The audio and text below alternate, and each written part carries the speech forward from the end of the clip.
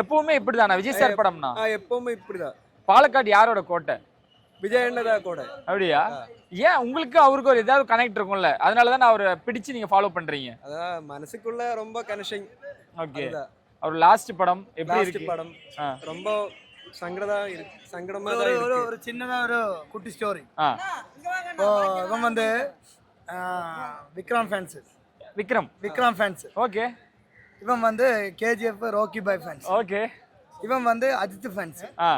ஆனாலும் பாருங்க, ஓகே. ஒட்டுமொத்த தளபதிக்கு வந்து திருவிழா வர மாதிரி கொண்டாடுறாங்க. அதுதான் அவங்களோட பிடிக்கும். ஓகே. நீங்க யஷோட ஃபேனா?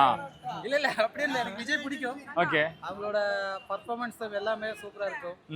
அவங்களோட சிரிப்பு எல்லாமே சின்ன வயசுல இருந்தே பிடிக்கும். ஓகே. அப்படியே பார்த்து விஜய் ஃபேன் ஆயிட்டேன். லாஸ்ட் படம் அப்படின்ற ஒரு வருத்தம் இருக்கா? வருத்தம் இருக்கு, இனிமேல வர போறது இல்ல. ஓகே. வருத்தமா தான் இருக்கு.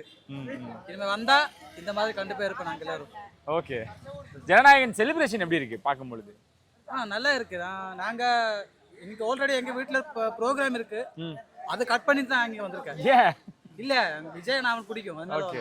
இல்ல கேரளால எவ்வளவு ஸ்டார்ஸ் இருக்காங்க, அதே மீறி ஏன் விஜய் சார் பிடிக்குது?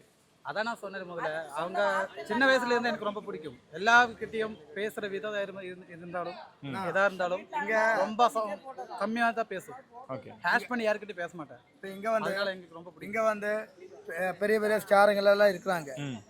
அந்த ஸ்டார்கள் எல்லாம் இங்க வந்து இந்த மாதிரி ஓலம் கண்டிப்பா டெஃபினட்டா இல்லை. ஏன்னா விஜய் அண்ணா தமிழ்நாட்டில் தான் ஜெனிச்சு வளர்ந்தாங்க. ஆனா கேரளாவில் வளர்ந்த மாதிரி தான் ஃபீல். ஓகே. கேரளாவில் வந்த மாதிரி ஒரு ஃபீல்.